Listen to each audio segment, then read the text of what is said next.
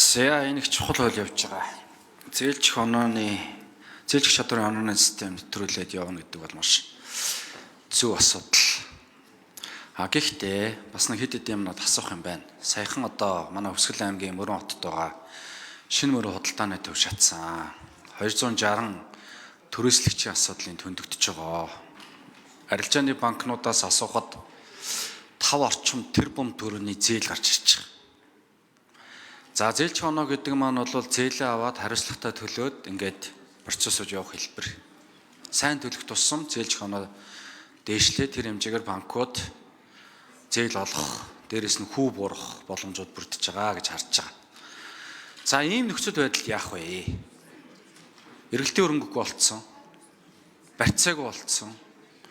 Худалдаалж байгаа бараа бүтээгдэхүүнгүй болцсон. Өнөөдөр Өвсгөл аймгийн Мөрөн хотын шинэ мөрөн худалдааны төвийн хохирогчд маш хэцүү байдалд байна. Бүгдээрээ зээлт. Энийг одоо бид нарын зээлийн мэдээллийн тухай хуулинд яг ийм тохиолдолд форс мажор буюу одоо давгч хүчин зүйлтэй холбоотой харилцааг зээлжих онооныхоо системийг нэвтрүүлнэ гэж ярьж байгаа учраас асууж байгаа шүү. Яаж оруулж цаашдаа яаж явах вэ гэдгийг нэгдүгээрт би асуумаар байна. Хоёрдугаарт харж ихсаалт алга болно гэж тооцож байгаа. За маш сайн. Энэ бол хэрэглэгчийг иргэдийг хохироож байгаа, эрхийн зөрчиж байгаа нэг том асуудал. Зээл төлж чадаагүй бол жагсаалт руу ордог гэж ойлгож байгаа. Энийг бид нар үнэхээр харж жагсаалтыг үнэхээр халж чадахгүй. Өнөөдөр явж байгаа нэмэлт өөрчлөлт маань бас батлагдаагүй байна. Энэ зээлийн мэдээллийн тухай хуулинд орж байгаа өөрчлөлтүүд маань батлагдаагүй байгаа учраас өнөөдөр өргөн баригдаж явж байгаа хуулиуд дээр заримыг нь одоо харж жагсаалт явахтай одоо годамжны яриагаар ярьж байгаа шиг хүмүүс ярьдгаар бид нар ч ингэж ярьдаг те. Бид нар цаашдаа энэ муу үзүүлэлттэй зээлүүдийн асуудал дээр үнэхээр энэ харж жагсаалт гэж нэрлэгддэг.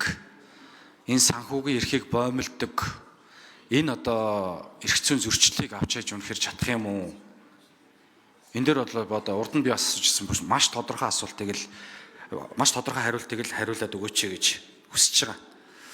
Зээлийн хүү буурахад эрэг нөлөө үзүүлнэ гэж үзэж байгаа. Вьетнам улс зээлийн онооны систем нэвтрүүлснээр зээлийн хүүг 18%-аас 12-аас 14% болгож бууруулсан туршлага байна.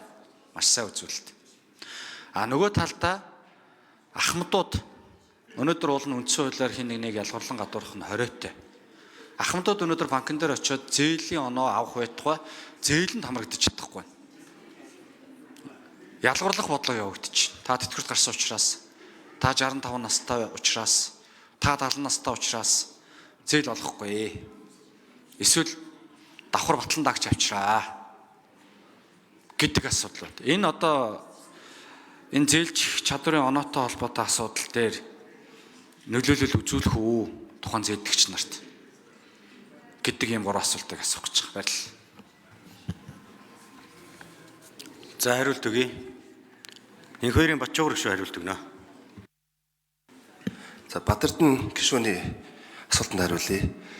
Тийм ээ, энэ нь бол давгдагчгүй хүчин зүйлс үнэхээр одоо болдог. Үер ус, гал ус энэ бол амьдрал баян гэдэг. Яг үүнтэй холбоотойгоор бас тогтоолын төсөлд орж байгаа юм.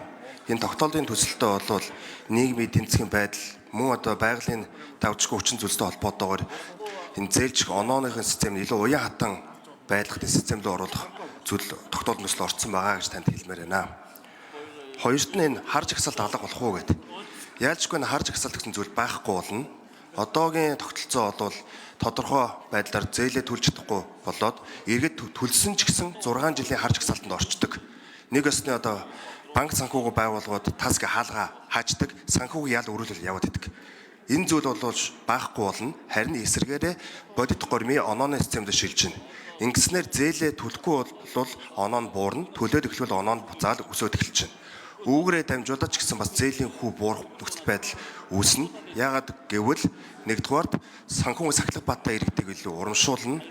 Хоёрт нь иргэнд бусад банк санхүүгийн байгууллагатай харьцах тийм өрсөлдөөний чадамж нь нэмэгдэнэ. Тэгэхээр банк санхүүгийн байгууллагууд л хүүгээрээ өрсөлдөнө.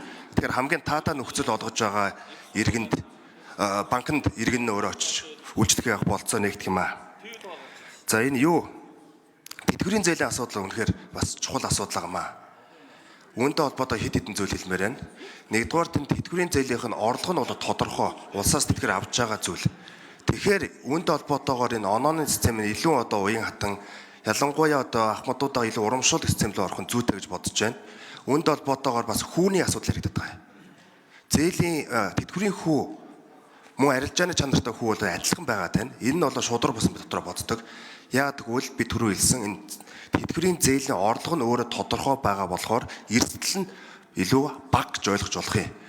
Үүгээ дагаад хүүн ч гэсэн бас буурах ёстой гэж бодож байгаа юм. Тэгээ Монгол банк ч гэсэн үүн дээрээс ажиллаж байгаа гэсэн тийм сурагт сонссон. Ялангуяа энэ primary гэдэг зүйлийг Монголын санхүүгийн зах зээлд нэвтрүүлэх зүйл явагдаж байгаа гэж хэлж байсан. Тэгээ үүнтэй илүү дэлгэрэнгүй хариултыг холбоотой хариултыг Монгол банкнаас өгөх болцоод байгаа. Баярлалаа.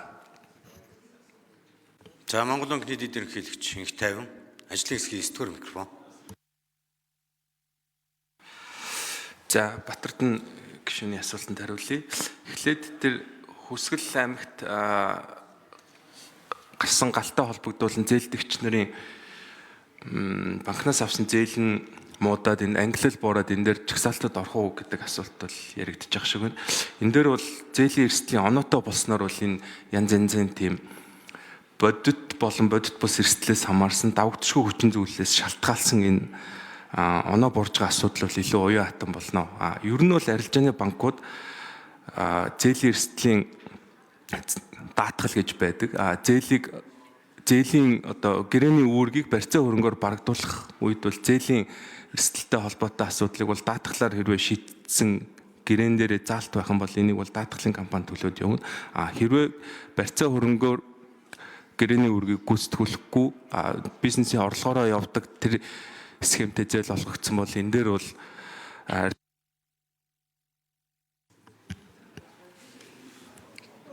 За гүйцэж хариулъя. Арилжааны банк энийг өөрийн одоо зээлийн эрсдлийн сангаараа дамжуулаад бас тодорхой хэмжээний зохицуулт их боломжтой байгаа. За зээлийн оноон дээр бол мэдээж олон улсад хэд хэдэн төрлийн оноонууд ашиглагддаг. Одоо хамгийн гол ашиглагдаж байгаа FICO, Vantage, Experian гэдэг зэрэг оноонуудыг бол манай зээлийн мэдээллийн үйлчлэгээ хэрэглэж байгаа хоёр компани зүгээс л оруулж ирээд зээлийн оноонуудыг бол тооцоод явна. Хэрхэн ямар загвараар яаж аргачлалаар бодох вэ? Энэ дээр ямар одоо төлбөрийн түүх нь хэдэн хувьтай байх нь, зээлийн ашиглалт нь хэдэн хувьтай байх нь, зээлийн түүхийн урт нь хэдэн хувьтай байх нь гэх мэтчлэн энэ оноо бодох аргачлалыг бол Төв банкнаас батлаад санхүүгийн хэрэглэгчийн хуулиас эрх ашигыг хамгаалах тэр зарчимдаа үндэслээд шийдвэр гаргалт нь явна. Тэгэхээр бол энэ зээлийн түүх үндэслэн зээлийн оноо бол тухайн санхүүгийн хэрэглэгчийн одоо эрх ашигыг хамгаалах одоо үндсэн тийм суур рейт нь бол болно. За Батөрлөцийн Батэрдэн гишүүн тодруулж сууя. За тогтоолд орсон л гэж хэлчихлээ л дээ. Гэхдээ би Монгол банкнаас асуумаар байна. За форс мажор буюу энэ гал гамшигтай холбоотой нөхцөл байдал манай шинэ мөрөн худалдааны төвтэй холбоотой асуудал. Онооны чадварчлуулах чадрын зээлч чадрын онооны системтэй холбоотой асуудалтай холбож асууж байгаа. За ингээ гал гарчлаа. Зээлтэй маш олон иргэд байна. Зээлийг төр хугацаанд магадгүй засгийн газраас зогсоох зээлийн хүүг одоо өнгөрсөн жил бид нар 100 турхантай холбоотой асуудал дээр бас тодорхой хэмжээний зээлийн хүү иргэн төлөлтийг хойшлуулж ирсэн тохиолдлууд бий. Нэгдүгürt, хоёрдугаарт зээлийн хүүг зогсоох боломж байгаа юу? Давгч хүчин зүйлийн хүрээнд. Энэ өөрөө энэ хууль хэрэгжиж эхэлснээр энэ тохиолдолд онооны систем дээр ямар нөлөөллийг зогсоосон гэдгээрээ нөлөөлөл үзүүлэх нөлөөлөл байдгүй.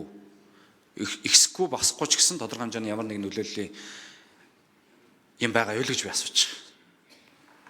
За баярлалаа. За Лувсан Бямбагийн мөнхөс эхлэн гишүүн. Монгол банкны дэд ерөнхийлөгч Инх Тайван нэмэлт хариулт өгье. Зээлийн төлбөрийг хойшлуулах асуудал бол иргэний хуулийн дагуу нээлттэй. Хэрвээ зээлийн төлбөр хойшлогдсон төлбөрийн дагуу төлбөр хийгдээгүй тохиолдолд зээлийн төлбөр хойшлсон тохиолдолд зээлийн одоо ангилал буурахгүй буюу ангилал буураагүй тохиолдолд бол ямар нэгэн хэлбэрээр оноонд өөрчлөлт орохгүй ийм зохицуулттай болно.